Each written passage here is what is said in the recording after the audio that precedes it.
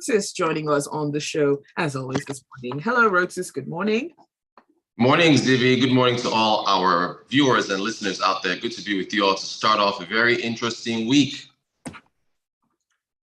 Good morning, Rotus.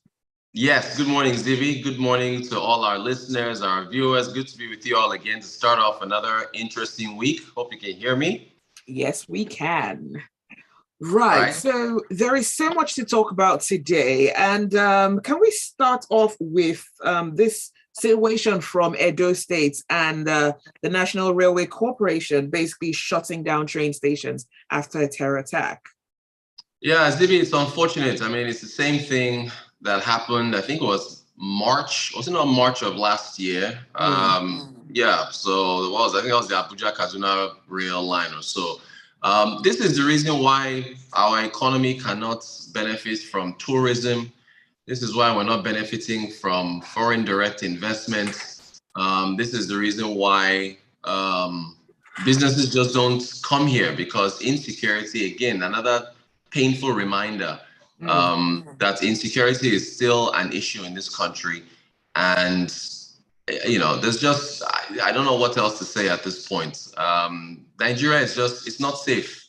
Nigeria is not safe. And yeah, now how do you promote a rail service? How do you diversify your transport network when stuff like this happens? 99% of goods are moved by road.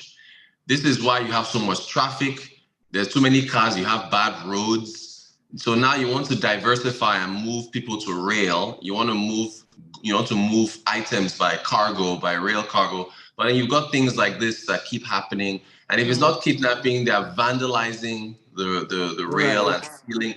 So it's a mess. And we really need proper leadership that can just clamp this stuff down. Because if you don't have strong leadership that puts the fear of Zeus in these characters, then it continues, and business is affected, government revenues are affected, tourism is affected, foreign direct investment is affected, and it just goes on and on. Agriculture is affected, inflation is affected, because if farmers and everybody else can't get to the farms because they're afraid for their safety, you're reducing the supply of food.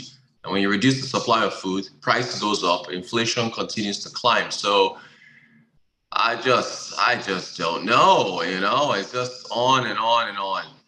I mean, what does this mean for rail travel? Because, I've never been on a train in Nigeria, and a friend and I were excited about probably going to Ibadan on the train. I've never been to Ibadan either, but reading this news, I don't feel like I ever want to embark on that. Exactly. There's I think I wanted to go on the same train ride because there's a resort in Ibadan that saw it advertised. Yeah, I saw it advertised on Instagram. Some young lady that does travel stuff, she advertised it. She broke down the costs of going from Lagos to Ibadan and attending this very nice looking resort. And I was okay, you know what, even me, I'm going to consider going. And so you and your friend were going to go there. I was going to go there. So you had Lagosians who are thinking about going to. Now, neither of us, you and I are not from Lagos, but we're Lagosians because we live here at Kentucky. So that's an example of the fact that out of fear, we're not going anymore, right? Because we don't want to get kidnapped, right? So this is how this impacts tourism. Nigeria is a rich, blessed tourist country. We can rival Dubai, we can rival Florida, we can rival anywhere in the world with the cultural, with the items that we have, the sights and sounds. We just need them properly developed, and we need our own citizens to be able to travel around the country to see them. But if this continues, then it's going to be impacted. All right, let's talk about fuel subsidies. We just can't stop talking about it because it's everywhere. Mr. Peter Obi, who's running for president, of course, has said that fuel subsidy would have to go. And he says immediately. So there's a time frame if he wins. So he joins Bola Ahmed Tinubu. Tinubu also came out saying that he would take it off immediately Peter Obi now is saying, okay, because Peter Obi has always said it needed to go, but I guess it wasn't too clear on whether it will go immediately or in phases. So now he's been come out more forcefully and said it has to go immediately. He's called it a scam. He used Pakistan as an example of a country that has a similar population to us, yet their fuel consumption is much lower than us. So, it is believed that these subsidy numbers, as far as the number of amount of fuel that is consumed monthly, is a scam, and then people are using that to inflate the number. Because so basically, if Zibby and Rotus and Miriam are the only three people, if Nigeria only had a population of 3, and Zibby is the only one, consuming fuel because she's the only one out of the 3 of us that has a car, maybe Miriam and Rotus use small generators. Anyway, you inflate the number of liters of petrol, saying that it's Zibby, Miriam, Rotus, and then maybe 3 other phantom people. You get money for that higher amount, and then you now cream off the top, as they say. You take a little bit off the top, and that's the scam that's going on. So now the question is, though, when you yank off fuel subsidies, because in Port Harcourt, I saw a report, people are paying as much as 400 to 600 naira a liter for petrol, and that, Zibby, if you apply the exchange rate dynamic and so on, that's what people will be paying for fuel if you remove subsidies. So, wow. So how do you cushion that blow? How do you cushion that impact? You got to move that money somewhere else where it will impact people, whether you are doing it in transportation or you do it in education or elsewhere. That's where it's got to go. So it's going to be challenging, but we'll have to see how that works out, because this fuel subsidy thing, we're looking at spending 3 trillion naira if we keep the subsidy till June. If we keep it to the end of this year, it's going to be 6 trillion. So that's a lot of money that you can put somewhere else. Maybe you can use that money to get drones to stop this nonsense kidnapping on the trains. I mean, who knows where you can put that money to effect? Right.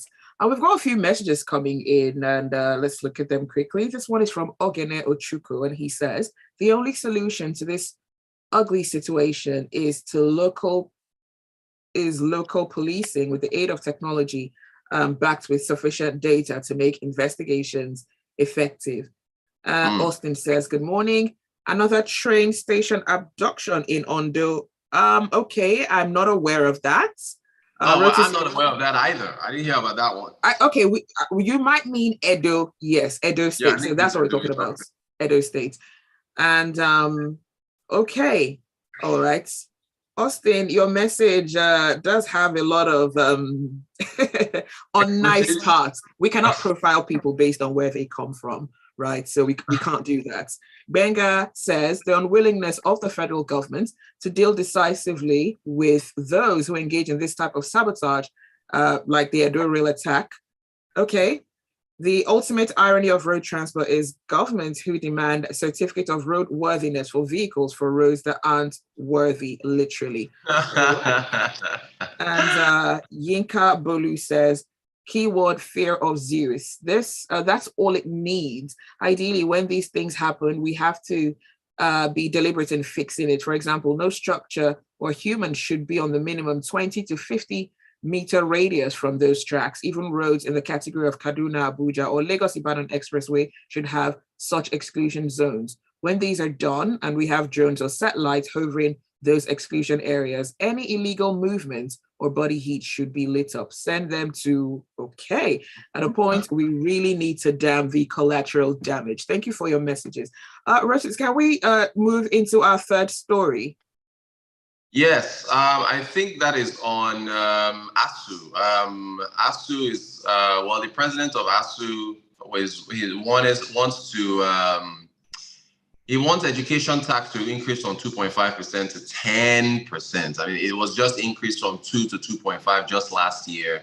And he's saying that that's what's needed to fund universities. But Taiwo Yedele, who's a tax leader at PwC, Bismarck Rawane, at Financial Derivatives, the economists, they disagree, saying that, look, what's been done with the 2.5% so far?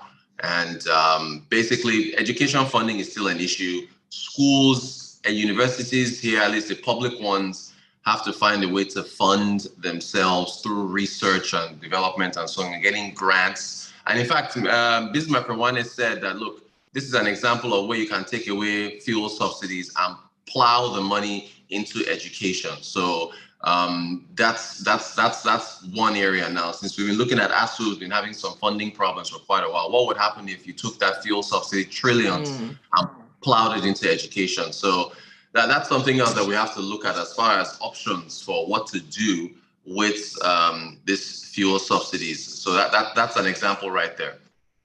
All right, and we're pretty much out of time. It does seem like 15 minutes went by so quickly. It did. All right, well, thank you so much, Rotus. And I've got one more comment to read. I think I can do that really quickly.